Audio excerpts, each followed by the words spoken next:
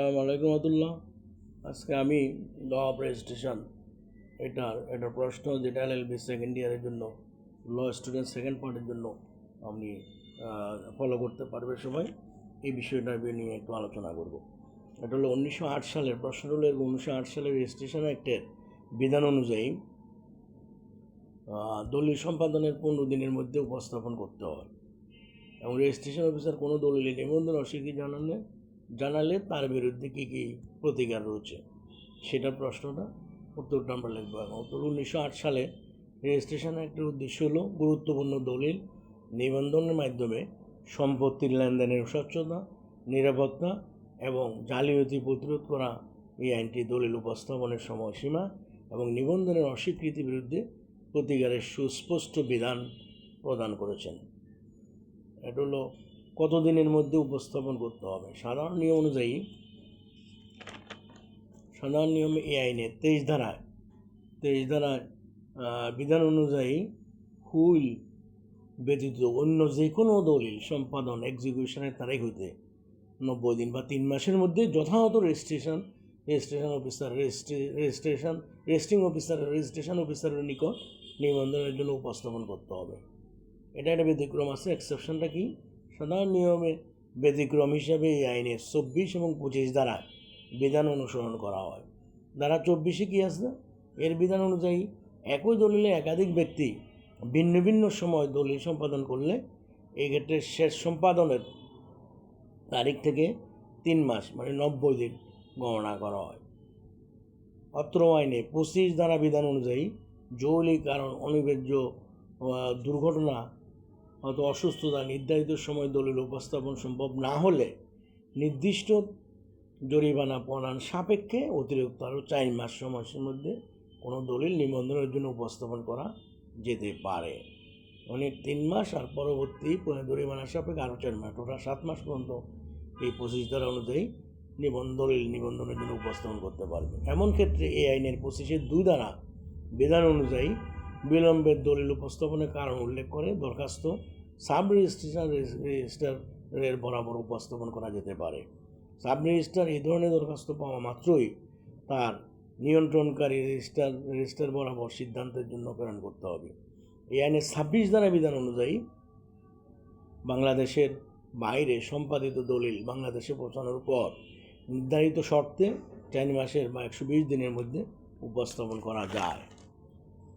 এটা গেল একটা প্রশ্ন, গেল এটার উত্তর গেল। রেজিস্ট্রেশন অফিসার নিবন্ধনে অস্বীকৃতি জানালে তার প্রতিকার কি?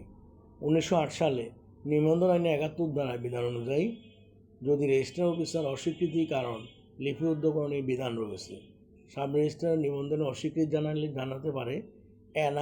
নিম্নলিখিতভাবে: নাম্বার 1, লিখিতভাবে অস্বীকৃতি আদেশ দেবেন। নাম্বার 2, অস্বীকৃতির কারণ সাব রেজিস্ট্রার অফিসে সংরক্ষিত বই বুক নাম্বার 2 বা বই, যেটা আমরা 2 নম্বর বইতে উনি লিপিবদ্ধ করবেন। নাম্বার 3, যে দলিলটি নিবন্ধনের জন্য অস্বীকৃতি হলো সেই দলিলের মধ্যে রেজিস্ট্রেশন রিফিউজড লিখবেন।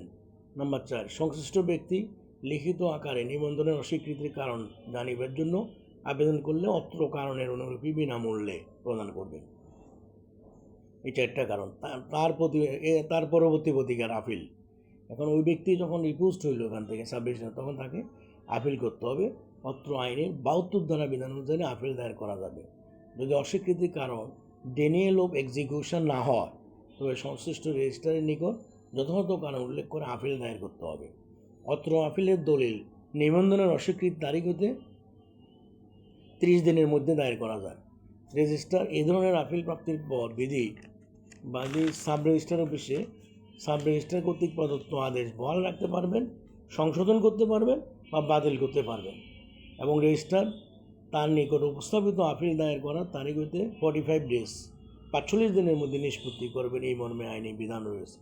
অত্র আইনে 73 ধারা থেকে 75 ধারা ডেনিয়েল অফ এক্সিকিউশন হলে কী করণীয় তার বিধান রয়েছে।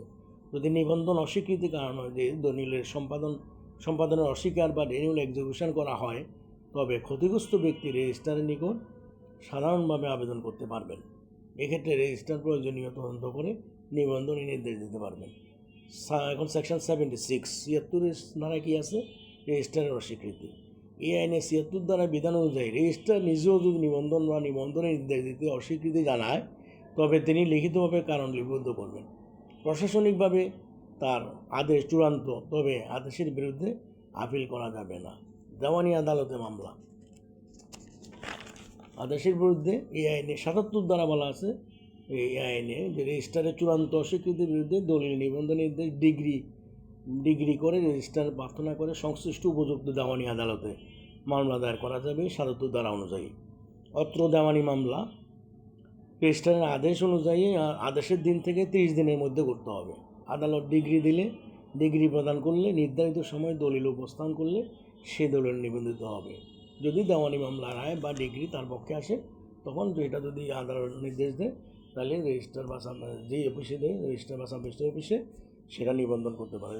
ধন্যবাদ, ভালো থাকবেন। এটা আমরা LLB সেকেন্ড পার্ট, দ্বিতীয় বর্ষ বা ফাইনাল ইয়ার স্টুডেন্টদের জন্য ভিডিওটা লিঙ্ক করা হলো। সব ভালো থাকবেন, সুস্থ থাকবেন, সব সবাই দোয়া করবেন। আসসালামু আলাইকুম রহমতুল্লাহ।